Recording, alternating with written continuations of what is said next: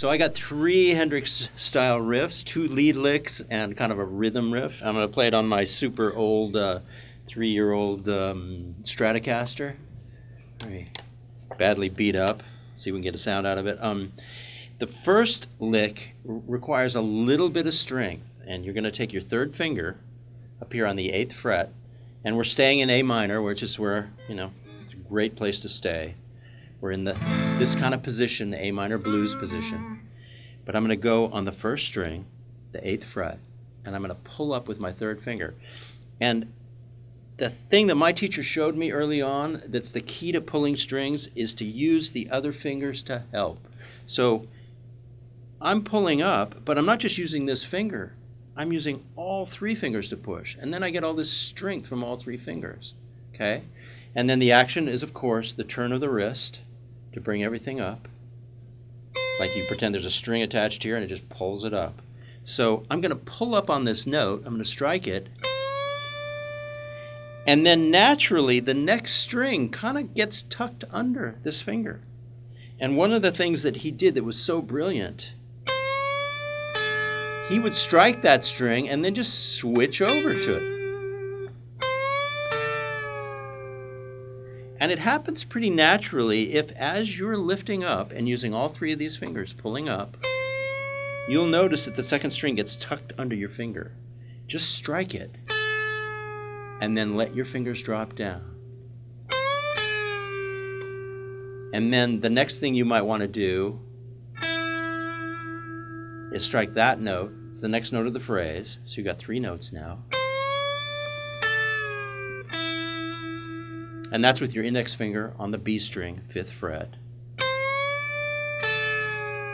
Just let it fall and then grab that note. And then I'm going to do the same action on the next 2 strings. So go 1 string into the B string, 8th fret, pull up again, strike the next string that is tucked under your finger, and then play exactly the same corresponding note on the 3rd string. So it's basically 2 of the same actions. Same action on the next string over.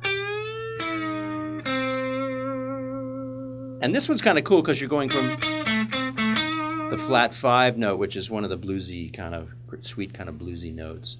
So we start again. Pull up, all 3 fingers pulling. Notice that the next string gets tucked under. Strike it. Let it fall. On the B string, grab that note. And then start on the B string. Pull up exactly the same. Grab the next note. Let it fall.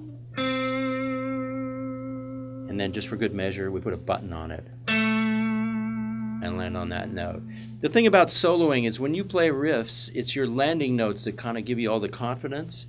So it doesn't matter if you hang yourself way out on a limb. As long as you land on one of these nice anchor notes, you're going to sound like you know what you're doing. So one more time, really slow.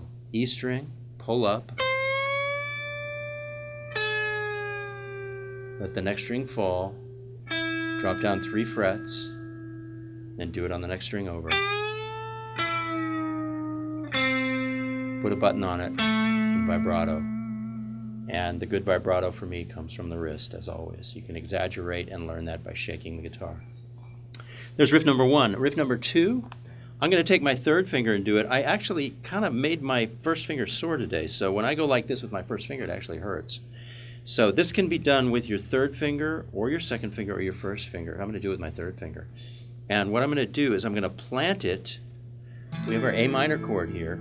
Rather than using the index finger, I'm going to plant the 3rd finger on the top 2 notes of the A minor chord.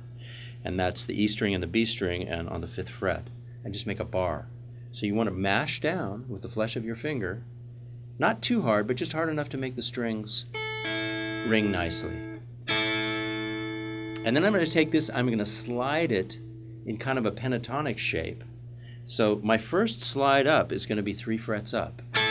Here we are at the 1 and 5 of A minor. We're going to slide up 3 frets, slide up 2 frets, slide up 2 more frets, and then back down.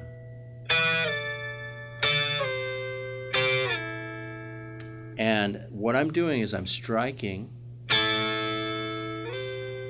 and I'm making sure that I hold the strings down firmly enough so that they still sound and still create a note when I land.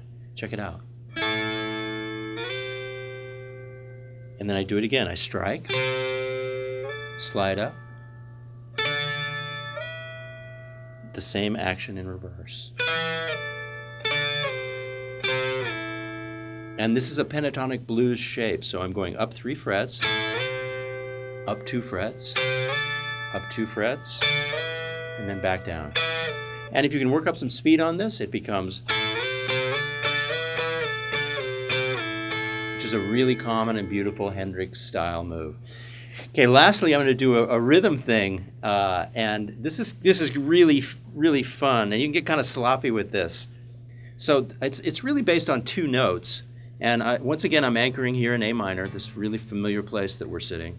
Take your index finger on the low E string, 5th fret. That's your anchor note. And then you go up 3 frets to the 3rd, the bluesy note, with your little finger. And this is good because it gets that little finger into the action, which always needs strengthening. And I'm going to play this note first on the 8th fret, low E string, strike it. And I'm going to drop down and strike that note, the A note. So here's a C note, here's an A note. And I'm going to start repeating it. I'm going to go.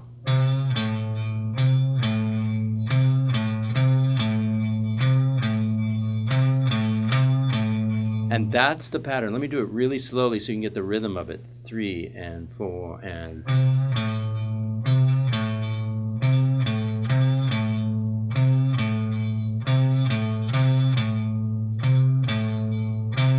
I'm leaving a little space after the first note so I create this rhythmic phrase. One more time.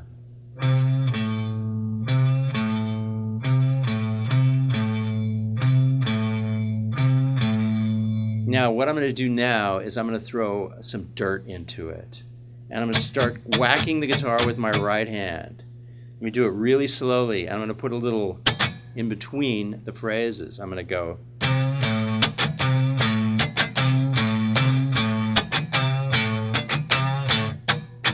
Let's see what the right hand's doing. The right hand's going.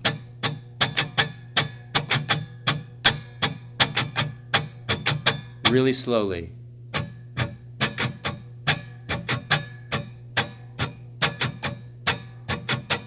Really slowly.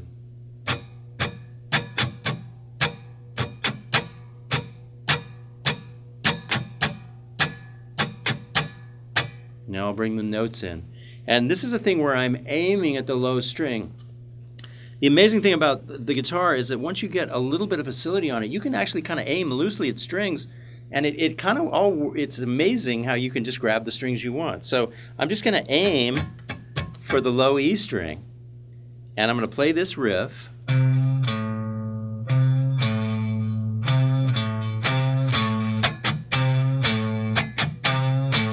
I'm creating a little in between each phrase, and that's what kind of gives its swagger or whatever.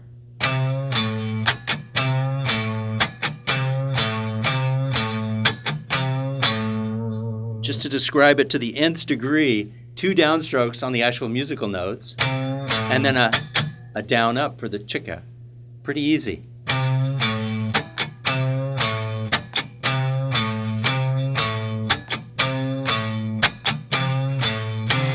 And I'm just aiming, it's like I'm aiming across the guitar, kind of, I'm trying to get onto the camera, kind of like this, so that I'm just striking the low E string.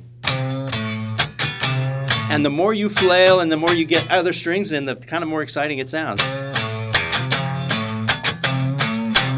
I mean, you don't be shy about things kind of getting out of control. So.